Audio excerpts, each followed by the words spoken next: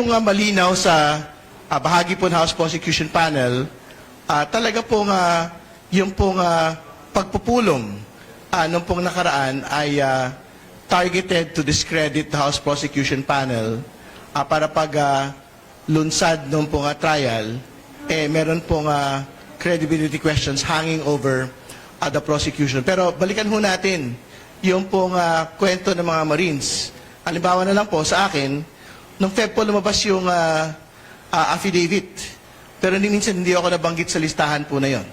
Hindi ba? At i-reiterate ko today, I was never mentioned in that affidavit at parang hinabol na lang yung pong pangalan ko during that meeting with the 18 Marines.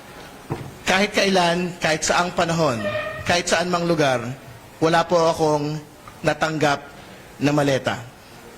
At hindi ho makakapigil yung pong ganito pong slander laban sa House Prosecution Panel sa pagtutuloy sa paglalantad ng katotohanan sa Senate Impeachment Court proceedings. Impeachment trial is coming.